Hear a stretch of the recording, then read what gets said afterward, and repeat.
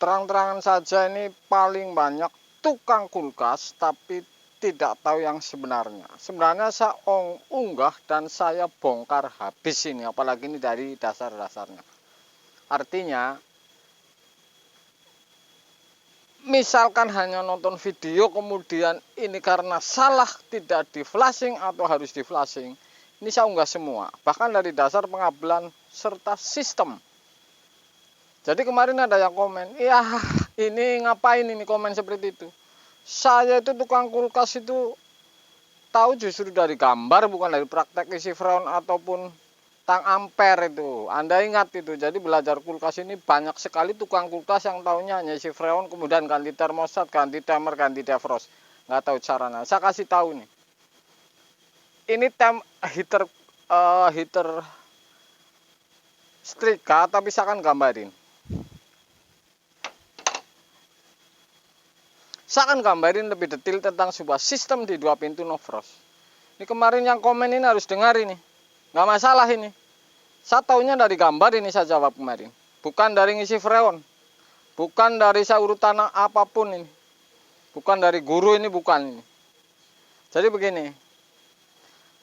Berapa lama heater kulkas di 2 pintu ini bekerja? Ini kalau yang tidak tahu jawabannya ini memang rumit. Saya pun menjawab ini berdasarkan meneliti dulu bahwa ada defrost, kemudian seperti apa ini. Kemudian dengan evap. Defrost di atas kanan misalkan atau kiri, kemudian ada evap. Di bawah sendiri ini heater. Kenapa saya bisa teliti seperti itu? Kenapa heater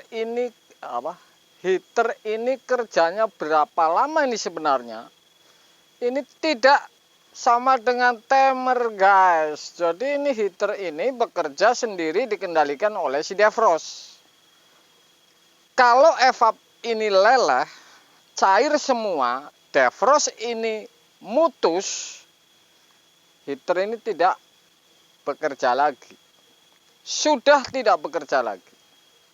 Padahal timer ini masih ngirim ke defrost. Sedangkan defrost ini hanya sampai pelat yang sebelah, tidak yang di depan. Karena defrost ini sudah mutus sehingga heater ini tidak kemasukan setrum dari fuse. Kemudian heater ini yang tidak kemasukan setrum. Berapa lama? Ini saya ulang lagi nih. Supaya Anda tahu. Jadi berapa lama heater ini bekerja di 2 kulkas? Kalau jawaban yang pasti ini.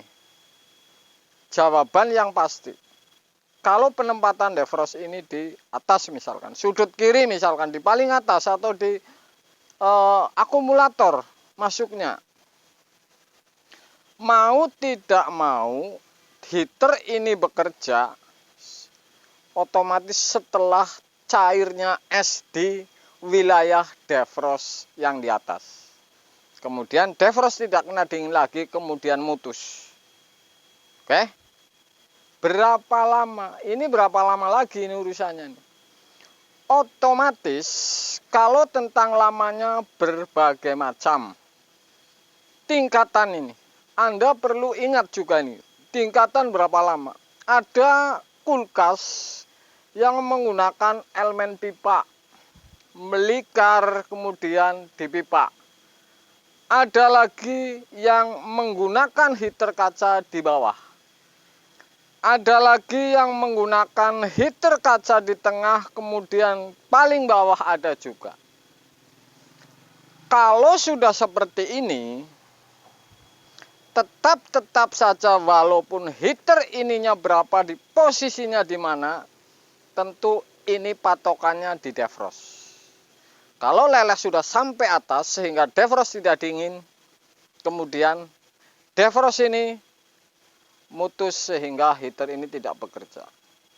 Berapa lama lagi nih urusannya? Ini bisa 20 menit, bisa 30 menit, bisa 15 menit, bisa 30 menit. Sesuai es yang leleh sampai di defrost. Sampai defrost ini nyambung. Artinya ini sudah tidak ada gumpalan es ini. Posisi dingin kena heater dari bawah. Jadi begitu.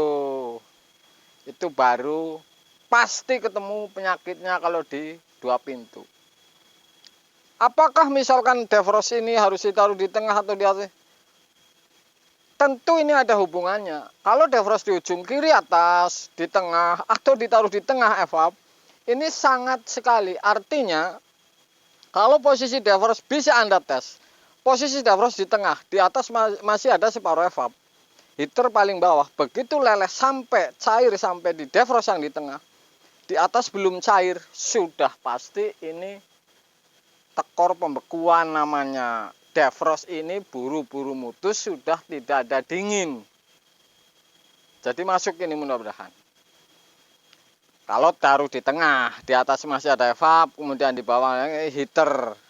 Ini ada defrost, kemudian masih ada evap. Ini jelas tidak benar. Sudah pasti di atas masih ada bekuan es ini. Defrost ini sudah mutus. Sehingga heater tidak bekerja, kemudian ini cairnya kapan? Ini setelah timer ini nyampein waktunya. Ini istilah kata timer ini harus misalkan 45. Ini defrost ini mutus di 20 menit. Berarti ini setelah defrost ini mutus 20 menit, si timer ini memang tetap ngahabisin waktunya sampai 40 menit misalkan seperti itu. Jadi defrost ini belum tentu si timer ini sudah pindah lama, tapi heater ini hidup terus menerus sampai waktunya heater ini tidak sama ini. Antara defrost kemudian timer ini waktunya tidak sama. Jelas waktunya duluan si defrost yang mutus. Jadi saya putuskan kalau seperti ini tergantung defrost. Kalau defrost di atas sudah tidak kena dingin lagi, sudah pasti lepas, kemudian si heater ini tidak nyambung. Walaupun timer ini masih sisa ada 20 menit. Sehingga si heater ini sudah tidak bekerja, timer ini ke 40, sisa 20 menit, kemudian sampai ke 40, sisa 20 menit. Jadi seperti itu. Emang enak tukang kulkas. Saya tahu dari gambar, makanya kemarin jangan freon dulu, jangan ini, semuanya dipelajari supaya tahu semua ini. Saya memang sengaja bongkar benar-benar, ini tidak main-main untuk Anda. Kalau yang bongkar separuh-separuh, misalkan saya isi freon, kabel ini mutus disambung, ini cukup 2 kabel sambung, ini sih gampang. Bayi bisa, bos. Oke, salam bos.